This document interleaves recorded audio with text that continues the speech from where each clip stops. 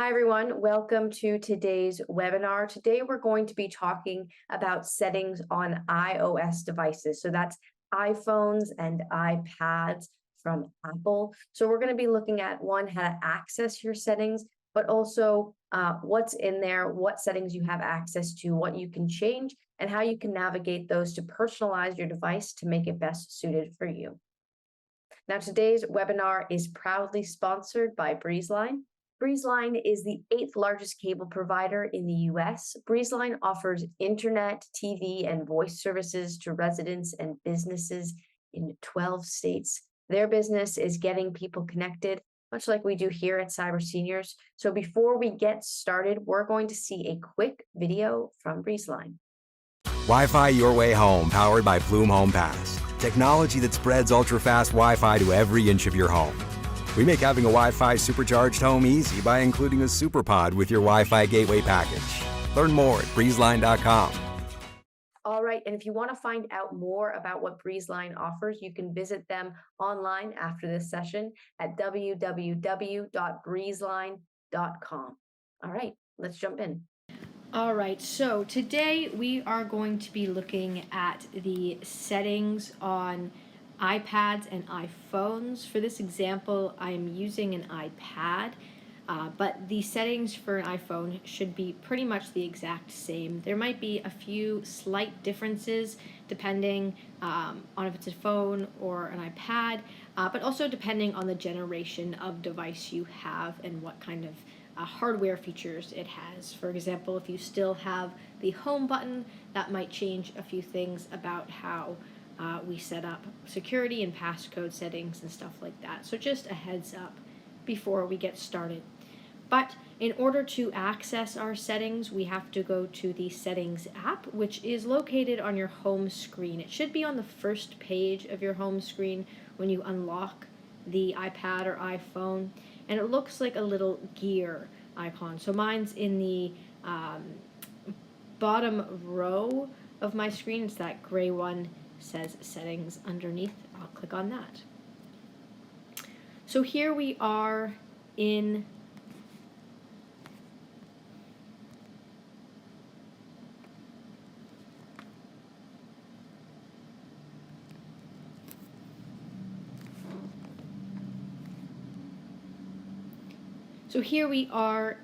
the settings. Now, the settings on the iPad are set up slightly differently than the iPhone. On the iPad, you'll see that all of the setting kind of sections are over here on the left side of the screen, and I can scroll through these and click into any section, and it will show the contents of that section on the right side of the screen.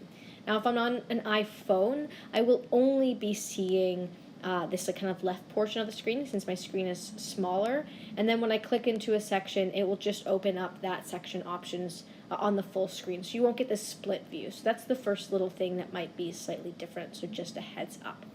But starting from the top, the very top of this menu, we have a search bar that we can click on. Now this allows us to search through our settings. So if we're looking for a specific setting and we're not quite sure where it might be located, we can easily just go to this search and search for it. So say I'm looking for my camera settings, I can easily just search in there. So that's a great tool at your disposal already in this settings section that makes it pretty easy, or should make it pretty easy to navigate. Now the next thing down from here is mine right now says sign into your iPad. This will be where your Apple ID information and login is located. So you'll probably be logged into your device at this point if you finish the setup. So it will say your name and your iCloud account email. And you can click into here to make any changes. If you haven't yet signed in, it will just bring you to a sign-in page and you can sign into your Apple ID.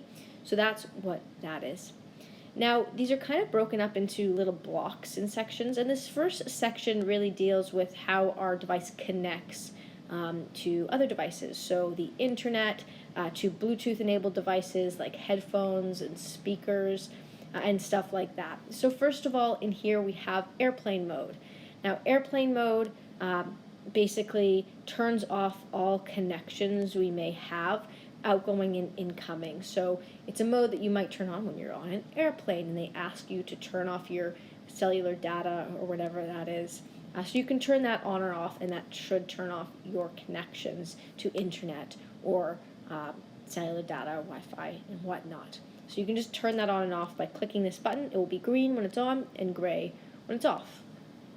The next thing we have is our Wi-Fi. So if I click into Wi-Fi, we can see the network I'm currently connected to. I should also be able to turn my Wi-Fi on and off through this button at the top. It's off. That is on. It will search for networks, and then I can see all the available networks and click on whichever one I need. Next we have Bluetooth. Again, this is on for me right now, but I can turn it on or off with this switch here at the top. And this allows me, again, to connect to other external devices, whether that's a pair of headphones, a speaker that we want to connect to, and any sort of available devices should be located underneath here once they load. There's just none near me now, so they're not coming up. Next we have a VPN, and VPN stands for Virtual Private Network. It's basically a way of protecting our internet connection by creating basically an encrypted tunnel around it. And this is advisable to use when we are using, say, public Wi-Fi. So if we're using library Wi-Fi or airport Wi-Fi or anything like that, we want to turn this setting on. It will just make our connection slightly more secure. But that's pretty much the gist of all those connection settings we have there, network settings. Next, we have a little block, and this mostly deals with notifications and the sounds and kind of alerts we get on our device. So first in this section is notifications. So this area is where you can control what kind of alerts and notifications different applications, programs, and features of your device send you. So basically we can change our general notification settings here at the top if we get previews of notifications and stuff like that. And if we scroll down, we can see all of these different apps that we currently have notifications turned on for. And say my calendar, I can come in here and I can either turn on or off notifications, and I can decide how this app or any app I've selected shows me notifications. So does it show me a notification on the lock screen? If yes, I can keep that on. If no, I unclick it. Notification center and banners. And so we can change all these things. We can also change if there's a sound that's made when we get an alert from this application. So basically here just allows you to mess around with any notifications you're getting from specific applications. Next we have sounds. This controls the general sound of our device, right down to our headphone audio, to our general sound, turning this up and down. That's going to go off. And stuff like that. We can also change things like our ringtone, text tone, the sound we get when we get new mail, when we send mail, and even if we want that off, so if we want no sound when we receive new mail. Down to the bottom where we have keyboard clicks, so when we're typing, does the keyboard make sound when we click on letters? To the lock sound, does it make that little click lock sound when we lock up our device? All of that kind of stuff here. Next we have focused. So focus allows us to basically create do not disturb settings. So times of day or certain types of applications that don't give us notifications at certain periods. So we can go into do not disturb and turn this on. We can change these settings to have this turn on at certain times of the day or turn it on manually. And basically this means that when Do Not Disturb is on and when it's on for certain applications, they will not give us notification. So say after 5 p.m. we don't want to receive any sort of work notification, we can change that in here to make sure we're not getting any dings or noises after work, or else like maybe when we're sleeping, if that's how we want to set it. And then next in here we have screen time. Now screen time allows us to get insights into how many, what apps we're using and all that, and how much time we're spending on different apps. So when we have this on, we can see how much time we've spent on the device as a whole, and we should be able to see also how much time we've spent on individual apps, say Instagram or Facebook or Safari, Internet, or Mail. And from here, we can also do things like set downtime, so schedule a time where we don't want to be on our screen, and basically it will create barriers for us using it. App limit, so if we want to limit how much time we spend on, say, a game or on social media, we can create an hour-long limit. So after a limit, basically that app locks out and we can't use it anymore, and all of that stuff. So we can turn this on or off. I'm going to turn it back off for myself, but it's a great way to just track our usage. If we find ourselves, maybe getting lost in using our iPad for a really, really long time and getting distracted too easily by it. So that's that section. Now, in this next section, we're getting into kind of more general settings. So we start with general settings. Within here, we'll have sections like About, which basically show us all the details about our device, the name of it, the software version, the model name, the model number, serial number, all of that stuff. Next, we have Software Update. So if we click Software Update, this is where we can see if there are any new updates available to be downloaded. I have one here. I can download and install it. It is advisable to download updates when they are available as soon as you can in order to keep your device up to date and secure. So I should do this after I'm done recording this, but you can do that from here. We also have settings to do with things like our iPad storage, as you can see right here. So we can see how much storage we're currently using on our device, how much we have left, and we can see how much storage certain applications are using and get advice on, maybe things we could offload off our device in order to make room. I have a lot of room on here, but I can see all the apps I have and how much space and storage they're currently taking up. We also have down here settings around the date and time, so changing date and time settings on our device. The keyboard, so we can change our settings around that. What kind of keyboards we use, different languages that we can set up on here. We can have text replacement, which basically means we can set up shortcuts, so we can write OMW, and when we type that in, it will actually just change that to say on my way.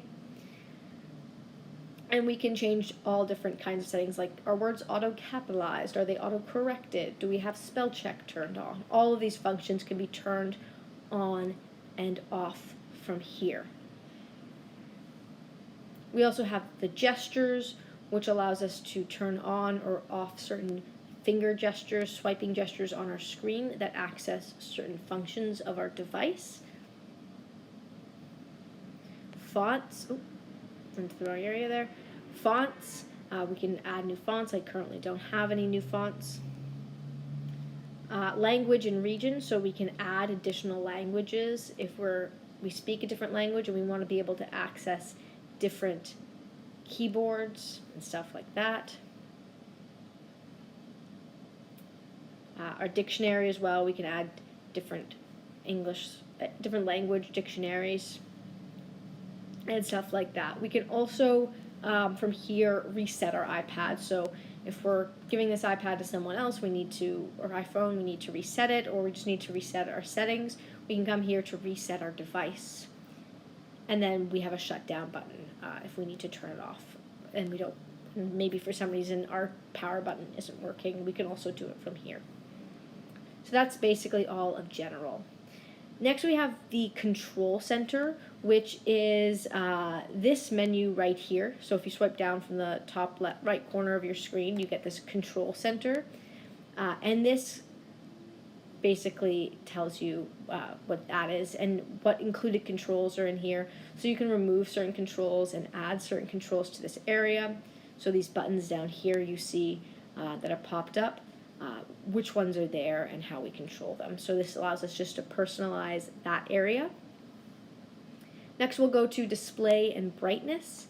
This changes, like I said, our display and brightness. So we can first of all change the appearance of our screen. So right now my appearance is on light, so everything appears in this white-gray kind of motif. If I go to dark, it will change it to more blacks and dark grays. We can also turn on automatic right below that, which basically means that it will be on the light setting until sunset or a certain time that I select. And then after that, it will be on the dark setting. So we can change it. And this is great if we're using our device a lot at night. The light setting can be kind of straining on the eyes when it's dark out around us. So putting on the setting is advisable for making sure that we protect our eyes when we're using our device. Going down, we also have this bar that allows us to adjust our screen brightness. You shouldn't be able to see that the screen is getting darker and lighter because it changes the actual light behind the physical screen. But basically, this makes your screen darker and brighter if you swipe across. We also have night shift, which basically can change things like the temperature of our screen. So you can see, if I'm doing this, my screen's getting more yellow and more blue as I swipe across this. And you can schedule this. And again, something to look at if you're using your device a lot at night, because it will allow you to adjust your settings so there's not as much eye strain going on when you're looking at your device in certain light conditions. Then we have auto lock, so this is when our screen turns off on us, and we have options to have this turn off after 2 minutes, 5 minutes, 10 minutes, 15 minutes, or never. That's there. And then below this we have text size and bold text, so we can change our general text size on our screen by going into text size, so you can see if you want it a bit bigger. And then we can also select bold text, which is, as you can see, makes general text bold on our screen. So if we have trouble seeing what's written there, a good setting to check out there. All right, next we're going to go to home screen and dock. One of the most important things here is the option to use large app icons or small app icons. So right now, large app icons are off. So I'm going to go back to my home screen. You can see the size of these app icons here. And then I'll turn this on and go back again. And here you see they're larger. So using larger app icons if you'd like it. I like it that way. I can't really see them when they're smaller. And then we have other things to do with where newly downloaded apps go, and we can see add them to home screen or app library only for our dock. And our dock, by the way, is this bar at the very bottom of our screen that's housing a few apps down here. This we can see show app library and dock and suggested recent apps, and that's just some settings to do with what we see down there. Next, we have accessibility, which is a really important section of our device because it allows us to make changes and customize our device to make it more accessible. So this is broken down into 4 kind of general sections: vision, physical and motor, hearing, and general. So vision settings, obviously everything to do with making our device more accessible if we have vision problems. So we have settings like voiceover, which when we turn it on, basically if we start clicking on things. Landscape. Alert. Important. OK. Button. Voiceover. Voiceover off. It will start reading things. I'm turning that off because when you're using it, basically you have to click everything twice in order to actually access it. The first time you click it, it just reads it. So this is great if you or someone you're helping has pretty severe vision problems. If you just have slight vision problems, this may not be the setting for you because it's pretty, it changes a lot of how you function with your device. So a great thing if you have severe vision loss, if you just have some vision loss, maybe you have a hard time viewing smaller fonts, you might not necessarily need this setting, but it's definitely something to check out. And you can change things like the type of speech that's used, the voice, the pronunciation, the pitch, and all these sort of other things that have to do with this voiceover setting from here. We also have zoom, which if you know when you're on like photos and stuff, you can zoom in on them, but on a general screen, you can't really zoom in on just any part of the screen. So if we turn on zoom, we basically get this little magnifying glass that we can move around the screen, and so we can zoom in on different sections. And we usually just use 3 fingers tapped on the screen in order to turn this on and off. So a great setting, again, maybe if you just have harder time seeing smaller text, this is a great option to make up for that better probably than the voiceover setting. And we'll have all of these different things to do with that zoom setting in this area. Next, we have display and text size, which we already saw in our display and brightness section, but this has just some additional features. The larger text is we can make even larger in here. We can get to larger accessibility sizes, so we can see that there. We also have things like the button shapes and how we see them on-off labels. So now you can see that these buttons have these on-off labels on them. We can reduce transparency, which means that certain pop-ups that come up, which are slightly transparent, will not be transparent. We can increase the contrast, which you can see just makes the colors a bit darker, more distinct. Differentiate without color, so it replaces interfaces items that rely solely on color to convey information with alternatives, especially important if you have color blindness of some sort. Smart invert, which inverts our color, or classic invert to make things a bit more contrasty. And we also have color filters, so if you have a specific kind of color blindness, you can change things to grayscale if that's easier for you to see, or these different filters that we can use. So that's all there. Then we have reduce white point, which reduces the intensity of bright colors, and auto brightness. We next have motion, which basically just reduces motion of movements when we're moving between apps. So you'll see when I click into certain things, it changes how these transitions happen. So we can change how those transitions happen in this area if that's dizzying or just difficult for you to see. Spoken content, we can basically, it's kind of a lot like the voiceover stuff. But this is more about reading long form text. So say we're looking at an article online, we should be able to select text and have it read it. So it's slightly different. It's less maybe intrusive than voiceover. So again, if you don't have severe vision loss or problems, this might be again a better version of that. It's a bit less all encompassing and can be used here and there rather than just all the time. Audio descriptions, so we can turn on audio descriptions, which will play descriptions of media content, videos primarily, but this is only when it's available, so it may not be available with all media content we have, but when it is, it will make sure that it has that audio description for you. Down to physical and motor, we have touch. So assistive touch, which allows you to use the iPad when you have difficult touching the screen. So using adaptive accessories or changing custom actions. So say we have an issue,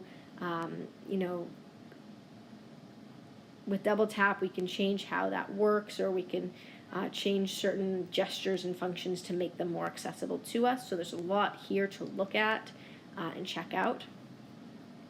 Haptic touch, which basically allows us to press on display using different lengths of time to reveal content previews.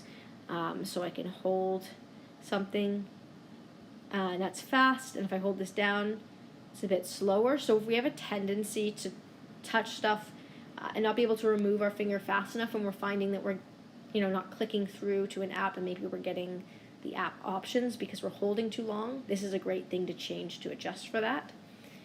And then we have things like touch accommodations.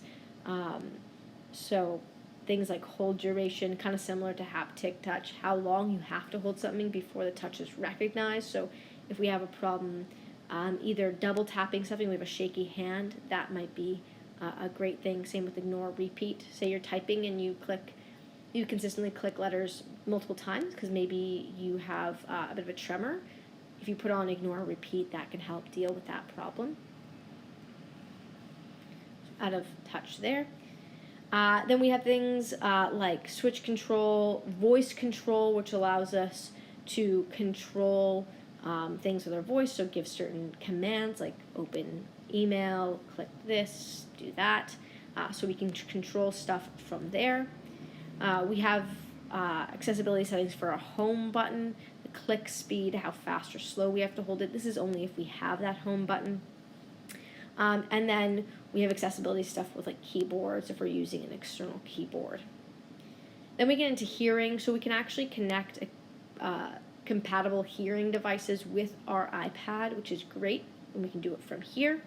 We have sound recognition, so it's listening for certain sound on the device and notify you when sounds it might recognize. So it can be used for, detecting things like a cat, a dog, fire, smoke, or sirens. So it can be used basically as a safety tool. It says it shouldn't be relied upon for dangerous circumstances, but it can be helpful, so you can use it if you'd like. And then we have things like audio and visual, so we'll be able to change things like having headphone accommodations. We can change our audio to mono audio instead of stereo whenever it's available. And we can also change the balance of our audio, so say, we're hard of hearing in our right ear, we may want to change the audio balance all the way over to the left side, so if we're wearing headphones, only the sound is coming out of the left speaker, and it's on mono audio, so all the sound is coming out of that same speaker. So stuff like that. We have subtitles and captioning similar to when we were in audio descriptions in terms of how it works. If we turn this on, it will give us the option for captions when they're available on media. It may not always be available, so that's something to be aware of, but when it is available, it will provide those captions. And then we have some general things here, like creating an accessibility shortcut on our home screen or on here that we can access. So that's accessibility settings. A lot here to get into. That's a brief kind of tour of what's available and some main tools we have to make our device easier, more accessible, and all that. So next we'll move into wallpaper. This allows us to change our background. So we can come in here and click choose new wallpaper, and we should be able to select from presets provided by Apple or photos that we have taken or have on our device. So I can go into stills here and I can change my background by clicking on one of these, set it, and there we go. I have a new device background on here, easy as that. And that's really there with wallpaper. That's the option we have there. Next we have Siri and search, so we can change our settings about Apple's virtual assistant Siri, and so we can have Siri activated when we press the home button, or have our iPad constantly listening for the words "Hey Siri," in which it will listen to us and bring up Siri to listen to our commands when we say "Hey Siri." And we can also basically decide what Siri is able to do and what apps Siri is able to access in order to perform a function. So we can see all of our different apps here, and say I clicked into books, I can see what kind of access and functionality I can use Siri for within this app. And we can turn on or off settings for that. So if I turned on, say, listen Siri, I would enable it. It would then take me through a process of speaking so that it can listen to me and start hearing when I'm saying it. Or if I just have the home button for Siri, I can press the home button.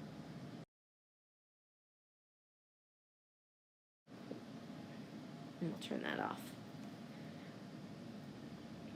Next we have Touch ID and passcode. Now this is something that might differ based on your device. So if you have a home button and you have the Touch ID option, that's what this will be.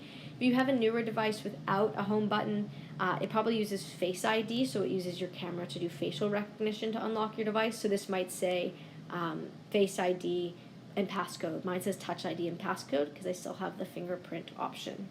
So here we can decide what we can use our Touch ID for unlocking the iPad, for buying stuff in the iTunes and App Store, for Wall and Apple Pay and password autofill. So we can turn these on or off. And when I turn one on, it then, if I don't have a fingerprint set up yet, it's going to ask me to place my fingerprint on the home button so it can collect that fingerprint and I can start using it. And a similar process will happen if we're using this with Face ID. So it will open up our camera and it will start analyzing our face so that we can use our Face ID for basically similar functionality. So I'm just kind of doing this finger placement right now. Great, so that's done. I now have a passcode,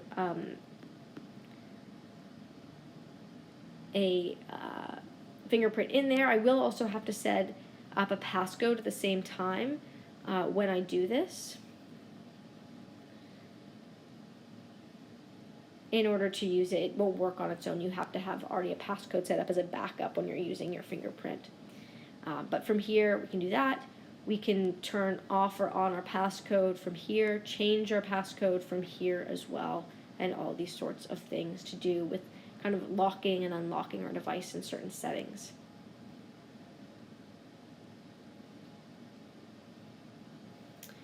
Next we have battery. So here we can decide how we view our battery in this top right corner. Do we want the percentage shown or not? Turning on or off low power mode, which basically means that it reduces background activity, turns down our screen brightness, and stuff like that when our device is low on battery, so it saves battery.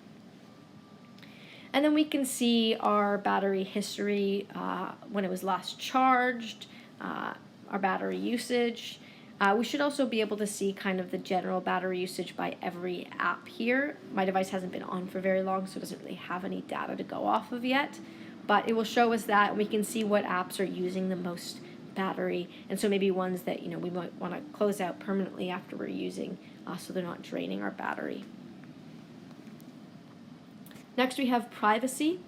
And here basically we'll see all the different settings and features of our device that certain applications might have access to or use in order to function. So things like our location services, contacts, our calendar, our microphone, our camera. So just to give an example of this, I'm going to click into camera to show you this. So I'm in my camera. These are all of the apps that currently have access to use my camera.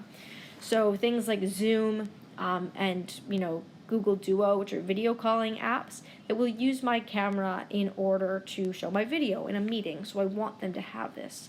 I do, however, have like a library app using my camera, which I don't really think is necessary. So I can just turn that off and remove it from this list.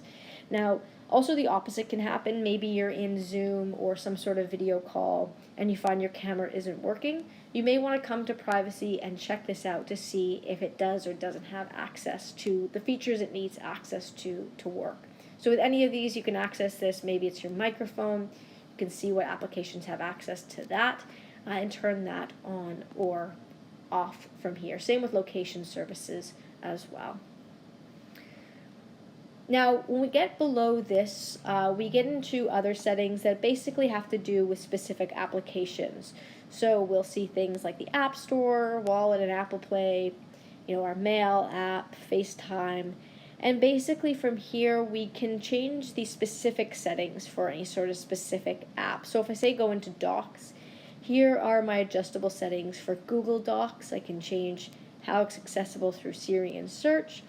I can change background app refresh, language. Maybe I go into Google Duo. I can change things about its access to things like my contacts, microphone, camera, etc. So basically it's just going to show me any sort of individual settings that are associated with specific apps, and we can see it here. So this is more just specific settings. Anything above this is really general settings for our whole device, and here we're getting into a bit more specific territory. So you can check out all those there and see what the different individual settings are. But that's what we're going to go through for today. I hope that was helpful. Obviously, there's a lot to get into here. So if you ever are looking for something on here and are not sure how to get to it, definitely remember that you have that search bar at the top that you can use to search through your settings. Or let us know, give us a call at Cyber Seniors if you have any questions. Now, if you have any questions about this topic, you can always call us at Cyber Seniors toll free at 844-217-3057, or you can visit us online at www.cyberseniors.org. And once again, this webinar was proudly sponsored by BreezeLine.